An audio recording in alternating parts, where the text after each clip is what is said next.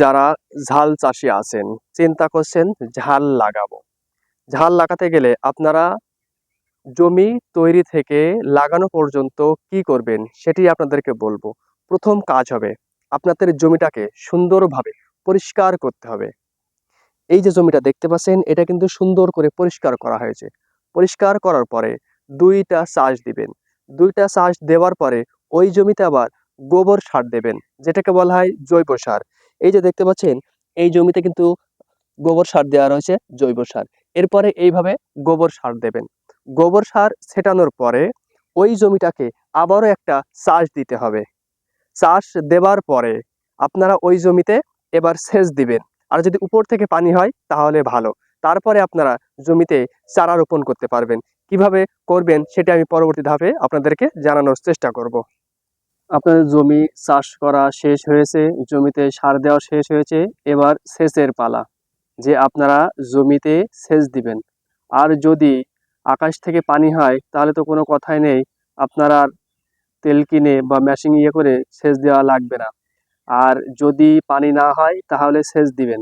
ঠিক এই জমিতে যেভাবে সেচ দেওয়া হয়েছে দেখতে পাচ্ছেন যে এই জায়গাটাই কিন্তু কাদা কাদা হয়ে গেছে। তবে খেয়াল করবেন জমিতে যেন পানি জমে না থাকে। এই যে এই জায়গাটায় পানি জমে রয়েছে, এরকম পানি যেন জমে না থাকে। যদি পানি জমে থাকে তাহলে কিন্তু ওই চারাটা মরে যাওয়ার সম্ভাবনা বেশি থাকবে, কারণ ওই মাটির গোড়া আলগা থাকবে, তখন জায়গা বা চারার গোড়াটা কিন্তু ঢিলা হয়ে যাবে। এই জন্য তখন চারাটা একদিকে কাত হয়ে যেয়ে নষ্ট হয়ে যেতে পারে। এই জন্য আপনারা এই যে পাশে দেখাচ্ছি ঠিক এইভাবে আপনাদের জমিটাটা তৈরি সেচ দিবেন, যেন এইভাবেই মাটিটা নরম থাকে, তবে পানিটা বেরোয় যায়। যার পরে আপনারা চারা পুঁতবেন, তাহলে দেখবেন যে ওই চারা আর নষ্ট হবে না। এখন আসুন যে কিভাবে আপনারা জমির লাইন সোজা করবেন চারা, সেটা এখন দেখানোর চেষ্টা করব। ঝালের চারা তোলার আগে আপনাদেরকে একটি প্রবাদ বাক্য শোনায় যে ঝালের চারা লাগাতে হয় গুঁড়ো আর বেগুনের চারা লাগাতে হয় বুড়ো। এই কথাটা তারই প্রমাণ যে দেখুন ঝালের চারা কিন্তু বেশি বড় বড় নেই, এই ধরনের ঝালের চারা কিন্তু আপনাদের লাগাতে হবে। এবং আপনারা এবার কি করবেন, ঠিক এইভাবে আপনাদের ঝালের চারাগুলো আপনারা তুলবেন, যেন শিকড়গুলো সব উঠে যায়, একেবারে যেন শিকড় কেটে না যায়। এইভাবে আপনারা ঝালের চারাগুলো তুলবেন। তুলে তারপরে আপনারা এই ঝালের চারাগুলো আপনাদের জমিতে রোপণ করবেন এবং লাগাবেন, এবং সেটি খুব সুন্দর করে সারি তৈরি করে ঝাল লাগাবেন। তাহলে আপনাদের ঝাল খুবই ভালো হবে এবং গ্রোথ হবে। এবং খোলে আপনারা কিন্তু 2 ফিট করে বা 2.5 ফিট করে জায়গা রাখবেন। তাহলে ওই ঝালের মাঝখানে যে খোল থাকবে সেই খোলে পর্যাপ্ত পরিমাণ বাতাস যেতে পারবে এবং ঝাল গাছ ভালো হবে, কারণ তখন পোকামাকড়ের আক্রমণ কম হয় যদি যদি খোলের জায়গাটা একটু ভালো হয় বা পরিষ্কার পরিচ্ছন্ন থাকে আর ফাঁকা থাকে। এবার আপনাদের ঝালের চারা পাতাখোলা থেকে আপনারা ঝালের চারা তুলে নিয়ে আসেন। এবার ঝালের চারা রোপণ করবেন বা লাগাবেন। তো ঝালের চারা যখন লাগাবেন তখন ঝালের তো সারি তৈরি করতে হবে। তো সেই সারিটা আপনারা কিভাবে তৈরি করবেন? ঝালের সারি তৈরি করবেন আপনারা 2 ফিট থেকে 2.5 ফিট পর্যন্ত সেই খোলের জায়গা রাখবেন। এই যেমন দেখতে পাচ্ছেন এই জায়গাটা কিন্তু একটি লাঠি রাখা রয়েছে, এই লাঠির মাপটা কিন্তু 2 ফিট। এই যে আবার দেখেন যে 2 মাথায় কিন্তু সুতো রাখা হয়েছে, এই যে একটি লাঠির মাধ্যমে আর এই যে একটি লাঠির মাধ্যমে সুতো রাখেছি। এবং এই খোলটা কিন্তু 2 ফিট বা আপনারা 2.5 ফিটও রাখতে পারেন। এবং এইভাবে মেপে নিয়েছি, যখন পরবর্তী লাইন করব তখন ঠিক এইভাবেই মেপে নিব। এবং আপনারা এবার ঝাল যখন লাগাবেন তখন যে এই সারিতে আপনারা কতটুকু অন্তর অন্তর ঝাল লাগাবেন, এই পাশে যখন ঝাল লাগাবেন তখন 1 বিঘে অন্তর অন্তর ঝাল লাগাবেন।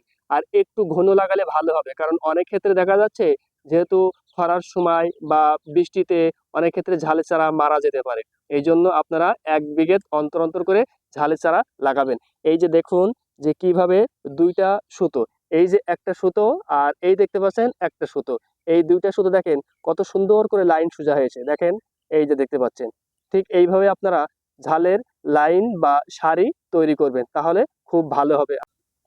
এবার আপনাদের তো সারি তৈরি করা হয়ে গেছে, এবার কিভাবে আপনারা ঝালের চারা রোপণ করবেন বা লাগাবেন। এইভাবে আপনারা একটা কাঠি তৈরি করে নেবেন, তাহলে আপনাদের জন্য সোজা হবে এবং ঝালের চারাটা খুবই সোজা হবে এবং গোড়াটা শক্ত হয়ে থাকবে। এই যে আমি এখন এরকম একটা লাঠি বানিয়ে নিয়েছি, নেবার পরে এই যে আমি কিন্তু একটা ছোট্ট করে গর্ত তৈরি করে নিচ্ছি। নেবার পরে এখানে এই যে দেখেন যে ঝালের চারার গোড়াটা আমি এভাবে দিয়ে দিলাম, দেওয়ার পরে এইভাবে ঠিকভাবে আটকে দিলাম, দেখেন যে ঝালের চারা কিন্তু সোজা রয়েছে। এরপরে আর একটা আমি দিয়ে দিলাম। এরপর আরেকটা কয়েকটা এভাবে তো আপনারা তৈরি করে নিতে পারবেন। দেওয়ার পরে ওই ঝালে ওই গর্তের ভিতরে এই ঝালের চারাটা এইভাবে দিবেন, দিয়ে ওই গুঁড়াটা ঠিক এভাবে টিপে দিবেন। দেখেন যে ঝালের চারাটা কতভাবে শক্ত আছে। এইভাবে যদি ঝালের চারা থাকে তাহলে মনে করেন যে ওই ঝালের চারা মরে যাওয়ার সম্ভাবনা একেবারেই ক্ষীণ। কারণ ঝালের চারা যদি বেঁকে যায় তাহলে কিন্তু ওই ঝালের চারা মরে যাওয়ার সম্ভাবনা থাকে, এবং এই ঝালের চারা কিন্তু আর মরবে না, মরার কোনো সম্ভাবনা নেই। এই জন্য আপনারা হাত দিয়ে না পুঁতে আপনারা ঠিক এইভাবে আপনারা কাটি দিয়ে তৈরি করে নেবেন। তাহলে আপনাদের ঝালের চারাগুলো খুব ভালো হবে এবং গ্রোথটা তাড়াতাড়ি হবে, এবং ঝাল গাছগুলো খুব সারিবদ্ধভাবে সুন্দর দেখা যাবে।